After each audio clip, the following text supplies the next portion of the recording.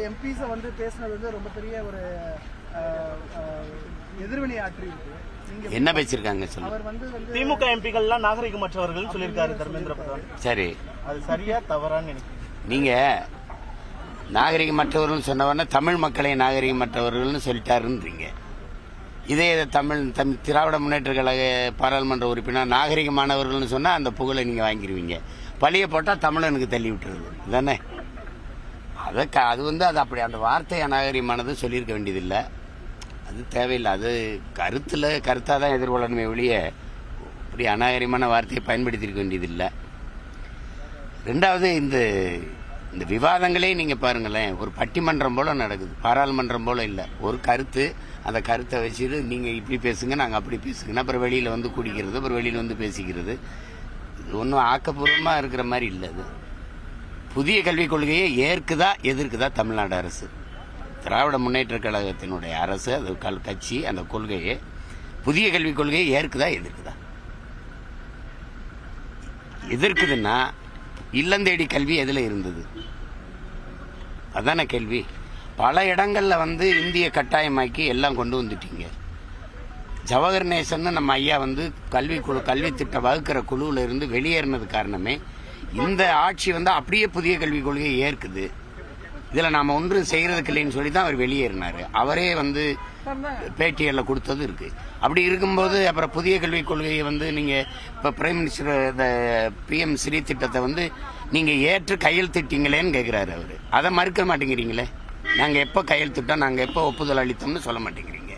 அப்போ இந்த விவாதமே, இந்த தர்க்கமே வந்து சும்மா வேடிக்கையானதாக இருக்குது.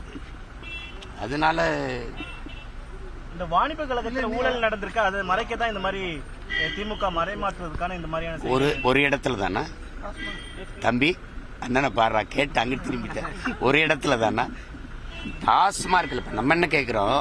வருமான வரித்துறையோ அமலாக்கத்துறையோ வந்து சோதிக்கும் போது சோதிக்கிறாங்க. ஆனா சோதனையில இவ்வளவு நாங்க எடுத்தோம், இவ்வளவு ஆவணங்கள் இருக்குது, இவ்வளவு பணமா எடுத்திருக்கிறோம், இவ்வளவு இது எடுத்திருக்கிறோம்னு மக்கள் காசுல நீங்க சம்பளம் வாங்குறீங்க, மக்கள் பணத்துல நீங்க மக்களுக்கு முன்னாடி சொல்லணும். அதுக்கு தான் அதிகாரம், அதுதான் மக்களுக்கான அதிகாரம். நீங்க எதையுமே சொல்ல மாட்டீங்க. வருமான வரி சோதனையா உள்ள போறது தெரியுது, வெளியில வந்தீங்களா, என்ன எடுத்தீங்க, எல்லா ஆவணங்கள் எவ்வளவு, பணமா எவ்வளவு, நகையா எவ்வளவு, எதுவும் தெரியாது. அதே மாதிரி இப்ப இந்த அமலாக்கத்துறை இந்த இதுல இந்த மதுக்கடை டாஸ்மார்க்ல எவ்வளவு, சும்மா நீங்க ஊடகவியலாளர்கள் சொல்றதை வச்சு 1 லட்சம் கோடி இருக்குமா? 3 ஆண்டுகளை 1 லட்சம் கோடி அடிச்சா இப்ப என்ன ஆகும்னு யோசிச்சு பாரு.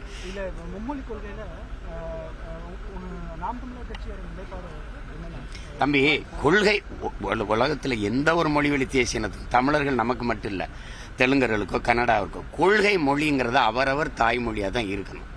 அதுதான் பயிற்று மொழி, அதுதான் எல்லா மொழியுமா இருக்கணும். பயன்பாட்டு மொழியாக நமக்கு பல முறை சொல்லிட்டோம். நமக்கு பயன்பாட்டு மொழியாக நம்ம வெள்ளைக்கார ஆண்டதுனால நம்ம ஆங்கிலத்தை தொடர்பு மொழியாக வச்சுக்கிட்டோம். அதுதான் வேணுமென்றால் உலகத்தின் எம்மொழியும் கற்கலாம், தேவை கருதி விரும்பினால் கற்கலாம். அது சமஸ்கிருதமா இருக்கலாம், இந்தியா இருக்கலாம், உருதா இருக்கலாம், தெலுங்கா இருக்கலாம், மலையாளம் இருக்கலாம், போஜ்பூரி, பீகாரி, குஜராத்தி, எதா வேணாலும் இருக்கலாம். ஆனால் கட்டாயமா இதை படிச்சாகணும். இது தேசிய மொழி, இது நேஷனல் லாங்குவேஜ். அதை ஏற்க முடியாது. நீ நேஷனல்னா ஏன் நேஷனல் என்னாச்சு? உன் மொழி தேசிய மொழினா இப்ப ஏன் மொழி என்னாச்சுன்னு வருதுல்ல. அது சரியில்லை. பல மொழிவழி தேசிய இனங்களின் கூடாரம், பல தேசிய இனங்கள் கூடி வாழுகிற கூட்டு அமைப்பு தான் இந்தியா. அதை நினைவில் வச்சுக்கணும். மாநிலங்கள் அவைதானே ஒழிய ஆல் இந்தியோ ரேடியா தானே ஒழிய, ஆல் இந்தியா ரேடியா தானே ஒழிய இந்திய ரேடியோலாம் கிடையாது. அப்ப நீங்க புரிஞ்சுக்கணும், பல மொழிவழி தேசிய இனங்கள் இந்தியாங்கிற நாடு உருவாகிறதுக்கு முன்பே நாங்க கூடி நிலைத்து வாழ்றோம்.